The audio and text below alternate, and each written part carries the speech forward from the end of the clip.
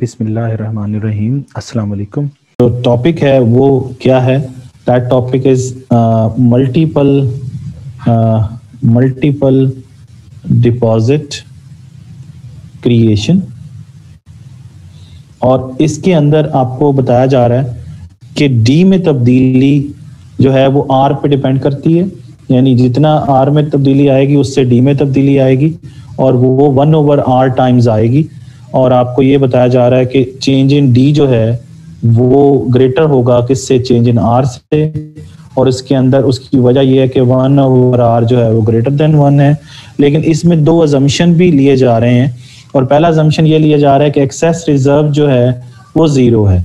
यानी access reserve zero means कि आपको पता है ना कि जो टोटल रिजर्व्स होते हैं, आर जो होता है वो होता है RR प्लस ER। RR का मतलब होता है रिक्वायर्ड, ये R का मतलब है टोटल रिजर्व्स जो के हैं, और RR का मतलब है रिक्वायर्ड रिजर्व्स, और ER का मतलब होता है एक्सेस रिजर्व्स। तो इसका मतलब रिक्वायर्ड रिजर्व्स जो होते हैं ना, यानी RR जो होते हैं, ये डिटरमिनेट हो रहे होते हैं किससे? R इंटू डी से, यानी R into D. D means deposits, और R का मतलब है required reserve ratio, small r। Small r का क्या मतलब होता है? रिक्वायर्ड रिजर्व रेशियो या रिक्वायरमेंट। और इसको मैंने आपको बताया था कि हमारे मुल्क में CRR और SLR दोनों को जमा कर दें तो ये R बन जाता है, तो ये रेशियो बन जाएगी। तो इसका मतलब ये है कि जितने भी डिपॉजिट्स होंगे, जो बैंकों के पास डिपॉजिट्स आए होंगे, उसके मुताबिक जो है वो सेंट्रल बैंक जो है वो इनसे कहता है, तमाम कमर्शियल बैंक से, कि आप उसमें से कुछ शेयर जो है वो रिजर्व रिक्वायरमेंट में रखें, और बाकी जो है वो आप चाहे लोन के तौर पर दे दें, जिस तरह भी आप लोन के लिए देना चाहते हैं तो वो दे दीजिए। तो इसका मतलब ये हुआ कि फॉर एग्जांपल अगर ये जो है वो 100 जो है वो बिलियन के हों टोटल डिपॉजिट्स, 100 बिलियन के डिपॉजिट्स हों, और रिक्वायर जो रेशियो है वो 0.20 हो, तो रिजर्व रिक्वायरमेंट जो है वो 20 बिलियन के बनते हैं। तो 20 बिलियन रिजर्व रिक्वायरमेंट जो सेंट्रल बैंक रिक्वायर कर रहा है, किन से? कमर्शियल बैंक से। और इसका मतलब नॉर्मली एक्सेस रिजर्व जो होते हैं वो जीरो ही होते हैं, क्योंकि जितने रिजर्व में रखते जाएंगे बैंकों की कैपेसिटी जो है वो लोन एडवांस करने की वो कम होती चली जाएगी। क्योंकि आपको पता है ना कि ये डिपॉजिट्स में अगर ये जितने ये वाली रेशो बढ़ती चली जाएगी, बैंकों की लोन एडवांस करने की रेशो कम होती चली जाएगी। जैसे यहाँ पे 30% हो रही है, तो 70% लोन जा रहा है जो इन्वेस्टर को बैंक दे रहा है। अगर आप इसको मजीद बढ़ा देंगे तो बैंकों की लोन देने की जो कैपेसिटी है वो कम होती चली जाएगी। क्योंकि यहाँ देखें तो R 0.3% है, तो 1/r जो है वो क्या है? 1/r जो है वो कैपेसिटी है किसकी? कैपेसिटी ऑफ बैंक्स है टू गिव लोन्स, लोन देने की। तो वो तकरीबन यहाँ पे 70% आ रही है ना, 70%। तो इसका मतलब R के बढ़ने से जो 1/1 - R है वो क्या होता चला जाएगा? वो भी कम होना शुरू हो जाएगा, क्योंकि बैंकों की लोन देने की कैपेसिटी कम हो जाएगी। तो बैंक लोन देंगे तो इंटरेस्ट अर्न करेंगे, इसलिए बैंक जो है इस चीज के लिए तैयार नहीं होते कि वो तो ये भी नहीं चाहते कि ये CRR और SLR यानी R जो है रिजर्व रिक्वायरमेंट हो ही, वो तो इस चीज पे भी आमादा नहीं है। वो तो कहते हैं R जीरो ही हो जाए, और सारा का सारा 100 रुपया अगर बैंक में आया है, डिपॉजिटर ने या सेवर ने 100 रुपये बैंक को दिया है या $100 दिए हैं, तो सारे के सारे वो लोन दे दें और उसके ऊपर इंटरेस्ट अर्न करें। तो इसलिए वो तो कहते हैं कि R जीरो होना चाहिए। लेकिन फॉर एग्जांपल इसका मतलब है कि अगर 100 बिलियन के डिपॉजिट्स हैं, तो इसमें से 20 बिलियन जो है वो तो लोन में से निकल गए, तो अब 80 बिलियन जो है वो कर्जा दे सकेंगे कौन भला? बैंक्स जो हैं। लेकिन अब यहाँ पे ER जीरो लेने का मतलब डेट्स जो है वो बैड डेट्स में कन्वर्ट हो जाते हैं, तो इसलिए वो उसको कर्जा देते हुए परहेज करते हैं। इंटरेस्ट कमाने की लालच में वो पूरा प्रिंसिपल अमाउंट ही गवा बैठे, तो उससे बेहतर है कि एक्सेस रिजर्व पॉजिटिव कर लिए जाए। लेकिन नॉर्मली बैंक्स जो हैं वो एक्सेस रिजर्व जीरो ही रखते हैं, और कोशिश करते हैं कि जितनी रिजर्व रिक्वायरमेंट सेंट्रल बैंक ने सेटल की है R के साथ जो डिटरमिन होके आएगी उतनी रखें, बाकी कर्जा दे दिया जाए। और दूसरा जो है वो assumption हमने मल्टीपल डिपॉजिट क्रिएशन का चूंकि क्वेश्चन पढ़ रहे हैं, तो मल्टीपल डिपॉजिट क्रिएशन का मतलब ये है कि हम आर से डी तक का सफर पढ़ रहे हैं, ठीक है ना जी। तो इसमें दो assumption हम ले रहे हैं, और ये जो मॉडल हम पढ़ रहे हैं ये भी सिंप्लीफाइड मॉडल है, यानी ये भी जो मल्टीपल डिपॉजिट क्रिएशन का स्टोरी हम पढ़ रहे हैं ये भी हम सिंपल मॉडल पढ़ रहे हैं, यानी simple model of multiple deposit creation, ये पूरा नाम होगा इसका, सिंपल मॉडल ऑफ। और सिंपल किस वजह से? सिंपल इन दो assumptions की वजह से। कौन कौन सी दो assumption है? कि एक्सेस रिजर्व जीरो है, और दूसरा जो assumption ये है कि बैंक इंडिविजुअल्स और नॉन बैंक कॉर्पोरेशन यानी आम लोग जो हैं दे नेवर होल्ड करेंसी, यानी नेवर होल्ड करेंसी मींस कि all the transactions are carried out through the cheques. इस चीज का मतलब क्या है? इस चीज का मतलब यह है कि all the transactions are carried out through cheques. तो चेक्स के जरिए सारी डीलिंग होगी। इस C इज इक्वल टू 0 का मतलब ये है, यानी never hold currency, it means individuals and non bank corporation never hold currency. और ER0 मींस कि banks never hold excess reserves, तो ER क्या हो जाएगा वहां पे? 0 हो जाएगा। तो ये दो assumptions की मौजूदगी की वजह से इसको सिंपल मॉडल कहा जाता है। लेकिन जब ये दोनों assumptions आप रिलैक्स कर देंगे तो फिर ये सिंपल मॉडल नहीं रहेगा, और ये किया भी जा सकता है। तो ये फिर एक और इंटरेस्टिंग थिंग जो है वो वहां पे बन के सामने आ जाती है हमारे पास। ये बात समझ में आ गई आपको? तो बहरहाल ये मैं आपको इसलिए समझा रहा हूं कि देखिए जब तक हमें जब हम ये समझना चाह रहे होते हैं कि किस तरीके से आर में तब्दीली की वजह से डी में तब्दीली आती है, तो हमें एक्चुअली हमारा मेन मकसद तो मल्टीपल डिपॉजिट क्रिएशन को समझना होता है। लेकिन एक चीज जो रह जाती है वो ये कि हमें पहले ये तो समझ आए कि आर में तब्दीली कैसे आती है, कि जब तक आर में तब्दीली नहीं आएगी तब तक हम यानी हमें पहले इस चीज को समझना जरूरी है, ये वाली चीज, यानी आर का लिंक जो है वो डिस्काउंट लोन्स के जरिए और ओपन मार्केट ऑपरेशंस, यानी इस क्वेश्चन का, यानी जिसको मैंने अभी सर्कल किया है, इस क्वेश्चन को हम कहते हैं कि हाउ सेंट्रल बैंक या Fed provides, how central bank provides $1 मतलब कोई भी amount to the banking system, to the banking system, यानी this one, ये जो मैंने अब सर्कल कर रहा हूं ये वाला ब्लैक सारा, ये यानी आर, डिस्काउंट लोन्स और OMOs, इन तीनों का लिंक जो है, इस क्वेश्चन को हम कहते हैं कि how the central bank, how the Fed means central bank provides any amount of money to the banking system. Banking system को जब तक वो कुछ अमाउंट देगा नहीं, तो वो आर में तब्दीली जब तक नहीं आएगी तब तक, यानी आर में तब्दीली आएगी तो डी में तब्दीली हम समझेंगे। तो ये चीज समझने से भी पहले, यानी हम मल्टीपल डिपॉजिट क्रिएशन का क्वेश्चन है ना ये वाला, तो ये वाला क्वेश्चन जो है मल्टीपल डिपॉजिट क्रिएशन, लेकिन उससे पहले हमें आर को इफेक्ट करने वाले फैक्टर्स भी समझने चाहिए, या इन अदर वर्ड्स हमें ये समझना चाहिए कि सेंट्रल बैंक जो है वो किस तरीके से बैंकिंग सिस्टम को या कमर्शियल बैंक्स को $1 ही देना चाहे तो कैसे दे, उसका क्या तरीका होता है। तो इस चीज को समझने के लिए हम क्या करते हैं, इस चीज को हम यहां से समझते हैं।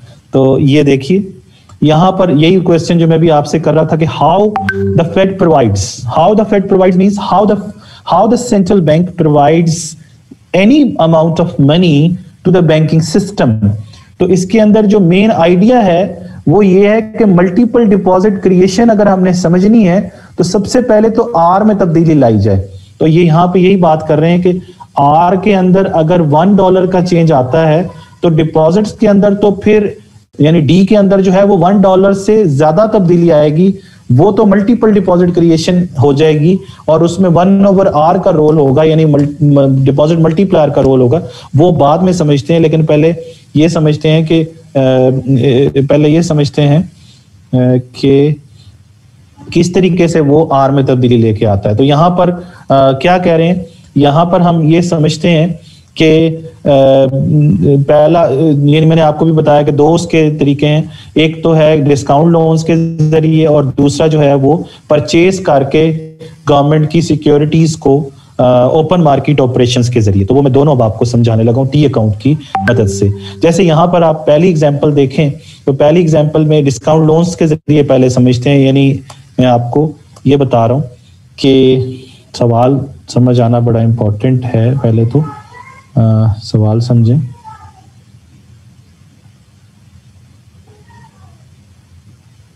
सवाल ये है कि जो आर है, आर जो है रिजर्व्स जो हैं उसके अंदर तब्दीली कैसे आएगी। तो मैंने अभी आपको बताया कि उसके अंदर दो चीजें जो है वो बड़ी इंपॉर्टेंट हैं। वो पहला ये है कि डिस्काउंट लोन्स और दूसरा है ओपन मार्केट ऑपरेशंस। और ओपन मार्केट ऑपरेशंस जो है जिसे हम OMOs कहते हैं, वो भी आपको पता है फिर दो हिस्सों में डिवाइड हो जाते हैं, एक ओपन मार्केट सेल और एक ओपन मार्केट परचेज, इसलिए उनको ओपन मार्केट ऑपरेशन। तो एक्चुअली हम सिर्फ इतना भी समझ रहे हैं कि चाहे इस लिंक के जरिए, पहले हम इस लिंक के जरिए समझते हैं और फिर उसके बाद हम जो है वो दूसरे लिंक के जरिए भी समझ सकते हैं इस चीज को कि किस तरीके से यानी ओपन मार्केट ऑपरेशंस के जरिए किस तरीके से आर में तब्दीली आती है। यानी दूसरा लिंक ये है। तो पहले हम आर में तब्दीली लेके आते हैं, फिर आर में तब्दीली ला के किस में तब्दीली लाएंगे, आर में तब्दीली ला के हम फिर डी में तब्दीली लेके आएंगे, यानी आर से कहाँ जाएंगे, डी तक। और मैंने आपको बताया था कि इस क्वेश्चन को, यानी आर से डी तक की जो कहानी है, इसको हम मल्टीपल डिपॉजिट क्रिएशन कहते हैं। तो एक्चुअली सवाल तो यही पढ़ना है हमने, लेकिन उससे पहले हम उसकी रूट्स पे जा रहे हैं कि आर में पहले बताएं किस तरह। तो ये वाली जो चीज है यहां से लेके यहां तक जो चीज है, इसको हम कहते हैं how the Fed provides, how the Fed यानी सेंट्रल बैंक कैसे प्रोवाइड करता है बैंकिंग सिस्टम को, provides money to banking system. तो मेरा ख्याल अभी कुछ बात समझ में आ गई होगी। तो मैं पहले अब इस चीज पे डिस्कस कर रहा हूं, इस चीज पे। तो इसमें हम पहले डिस्काउंट लोन्स के जरिए समझ रहे हैं, डिस्काउंट लोन्स में तब्दीली ला के आर में तब्दीली लाते हैं पहले, ठीक है। ये आप यहाँ पे अब देखिएगा। तो यहाँ पे देखिए, यहाँ पे इसने कहा है कि सपोज दैट फ्लीट बैंक, ये फ्लीट बैंक जो है ये अमेरिका का एक बैंक है, जैसे हमारा HBL है, UBL है, उनका बैंक का नाम है फ्लीट बैंक। और उसको पैसों की जरूरत है, उसको अमाउंट की जरूरत है। वो सेंट्रल बैंक से कहता है, यानी फेड से कहता है कि हमें $100 जो है वो लोन दे दीजिए। तो वो लोन दे देता है। जब वो लोन देगा तो जारी सी बात है कि जो आपको पता है इस चीज का कि दोनों की बैलेंस शीट पे क्या फर्क पड़ेगा, ये मैं आपको दोनों की बैलेंस शीट बना के समझाता हूं यहाँ पे। जब इसका मतलब ये है कि ये वाला रूट हम पढ़ रहे हैं, कौन से वाला, डिस्काउंट लोन्स पढ़ रहे हैं और डिस्काउंट लोन से आर में तब्दीली तक पहला रूट हम समझ रहे हैं। तो इसमें ये बात समझिए कि एक तरफ आपके पास फ्लीट बैंक है, ये फ्लीट बैंक है, ये इसके एसेट्स और ये लायबिलिटीज हैं, और ये फेड है, यानी आर कहते हैं, कैपिटल आर। तो अब फ्लीट बैंक के अंदर उसने $100 इधर डिपॉजिट क्रेडिट कर देगा, वो अमाउंट, ये $100 इसमें क्रेडिट कर देगा। या इन अदर वर्ड्स कि अमेरिका का जो सेंट्रल बैंक है उसकी लायबिलिटीज में इजाफा हो जाएगा $100 का। तो इसका मतलब ये हुआ कि इधर फ्लीट बैंक क्या करेगा, फ्लीट बैंक ने $100 का कर्जा लिया है ना, तो फ्लीट बैंक अपनी रिजर्व्स, उसके ये एसेट्स होंगे, यही आर जो है ये इसकी लायबिलिटी है सेंट्रल बैंक की, तो इसकी आर रिजर्व जो है ये इसकी क्या होंगे, ये $100 इधर ऐड हो जाएंगे, यानी ये कहेगा मेरे एसेट में इजाफा हुआ है। और दूसरी तरफ ये जो बोरोइंग इसने की है, ये इसकी लायबिलिटी भी बढ़ गई है, तो $100 की इसकी लायबिलिटी बढ़ गई है। बात समझ आ गई। और इधर जो सेंट्रल बैंक ने $100 का लोन दिया है वो इधर लिख देगा कि मैंने डिस्काउंट लोन दिया है कितने का, $100 का। तो ये आपके सामने इनकी बैलेंस शीट्स जो है वो इक्वल होगी $100। यानी इसकी ट्रीटमेंट देखें कि ये अपने एसेट साइड पे लिखेगा कि मैंने $100 का लोन दिया है, फिर अपनी ये लायबिलिटी साइड पे लिखेगा कि मैंने इसके अकाउंट में ये $100 दे दिए हैं और ये लायबिलिटी बन गई इसकी। फ्लीट बैंक जो एक कमर्शियल बैंक है वो अपने एसेट साइड पे लिखेगा कि मैंने $100 मेरे रिजर्व्स में इजाफा हो गया है और क्योंकि मैंने बोरो किया है $100, तो दोनों ये $100 सब एक की एसेट दूसरे की लायबिलिटी बन जाएगा। क्योंकि ये आर अगर फ्लीट बैंक का एसेट है तो यही आर जो है वो फेड का क्या है, वो लायबिलिटी है, समझ गए। और इसी तरीके से ये $100 जो इसने डिस्काउंट लोन दिया है किसको भला, ये एसेट बनेगा फेड का, तो यही $100 इसने पे करना है लायबिलिटी के तौर पर। तो दोनों ने अपनी अपनी बैलेंस शीट के अंदर उसकी ट्रीटमेंट कर ली है। और अगर हम यहाँ पे देखें कि इस सूरत में जब के ये सारा कुछ हो चुका है, $100 उन्होंने दे दिए हैं, तो हम ये देखते हैं कि इन द एंड क्या हुआ। इन द एंड ये हुआ कि आर के अंदर कितनी तब्दीली आई वो आपके सामने है, $100 की तब्दीली आ गई है। और यही हम समझ रहे थे कि डिस्काउंट लोन्स जब देते हैं तो आर में कैसे तब्दीली आती है। तो वो देखें डिस्काउंट लोन्स इन्होंने दिए हैं $100 के, उतना ही आर में तब्दीली आ गई है $100 की, समझ गए। तो आर में तब्दीली का पहला सोर्स समझ आ गया आपको कि किस तरीके से दोनों की बैलेंस शीट्स के ऊपर फर्क पड़ेगा, ठीक है। ये पहला तरीका है। और ये पहला तरीका क्या है, ये है डिस्काउंट लोन्स का तरीका। दूसरा तरीका क्या है, दूसरा तरीका है जिसे हम कहते हैं ओपन मार्केट ऑपरेशंस। और ओपन मार्केट ऑपरेशंस जो है उसमें भी मैंने आपको बताया था कि एक ओपन मार्केट क्या है, परचेज है, और एक ओपन मार्केट क्या है, सेल है। मैं आपको ओपन मार्केट परचेज के जरिए समझाने लगा हूं। ओपन मार्केट सेल आप किताब से पढ़ लीजिएगा, ठीक है। तो मैं ओपन मार्केट परचेज के जरिए इसमें आप क्या करेंगे, क्योंकि ओपन मार्केट ऑपरेशंस का मतलब ये है कि सेंट्रल बैंक क्या करता है, सेंट्रल बैंक बाय और सेलिंग करता है गवर्नमेंट की सिक्योरिटीज को इन दी ओपन मार्केट और रेगुलर मार्केट। और मैं आपको ओपन मार्केट परचेज के जरिए जो है वो आर तक पहुंच के दिखाता हूँ, ठीक है ना जी। ओपन मार्केट परचेज के जरिए आर तक हमने पहुंचना है, क्योंकि open market purchase is a part of open market operations and open market operations affect the reserves, ठीक है। और इसमें हम अस्यूम करते हैं कि सेंट्रल बैंक डिसाइड करता है कि वो परचेज करेगा $100 in US treasury bills at the same time, और फ्लीट बैंक ये डिसाइड करता है कि वो सेल करेगा, ठीक है। यानी ये मैं दूसरा आपको जो बात समझा रहा हूं इसको हम क्या कहते हैं, ओपन मार्केट ऑपरेशंस। और ओपन मार्केट ऑपरेशंस के अंदर कौन सा हम समझ रहे हैं, ओपन मार्केट परचेज। तो इसमें हम क्या फर्ज करते हैं, हम फर्ज करते हैं कि सेंट्रल बैंक जो है, central bank decides to purchase $100 treasury security या treasury bill from the banks, ठीक है, from the banking system या banks, नॉन बैंकिंग से भी खरीद सकता है। ये डिसाइड करता है परचेज करने के लिए कि $100 मैंने खरीदनी है सिक्योरिटी। और दूसरी तरफ हम ये कहते हैं, फर्ज करते हैं कि फ्लीट बैंक जो है वो क्या करता है, फ्लीट बैंक डिसाइड करता है, decides to sell $100 treasury bill means government security to the Fed means central bank, ठीक है जी। ये फ्लीट बैंक बेचने का, सेल करने का डिसाइड करता है, और ये परचेज करने का, ये सेल करने का और ये परचेज करने का, ये आपके सामने, ठीक है जी। तो अब क्या होगा, दोनों की बैलेंस शीट्स पर जो है वो क्या इफेक्ट होंगे, तो ये अब हम इधर देख लेते हैं, दोनों की बैलेंस शीट्स पर क्या फर्क पड़ेंगे। तो यहाँ पर फ्लीट की बैलेंस शीट है और यहाँ पर फेड यानी सेंट्रल बैंक की बैलेंस शीट है, ये उनके एसेट्स लायबिलिटीज, एसेट्स और लायबिलिटीज। तो क्या हुआ जी, फ्लीट ने क्या किया, फ्लीट ने अपनी सिक्योरिटी बेच दी, यानी ट्रेजरी बिल सिक्योरिटीज बेच दी कितने की, $100 की। तो माइनस साइन के साथ हम यहाँ पे $100 लिख देते हैं। तो जब इसने $100 की सिक्योरिटी बेची तो मतलब किसको बेची, सेंट्रल बैंक को। तो सेंट्रल बैंक ने क्या किया, सेंट्रल बैंक ने आर के अंदर, और आर के अंदर फ्लीट बैंक का अकाउंट है ना, तो फ्लीट के अकाउंट के अंदर उसने $100 जो है वो ऐड कर दी।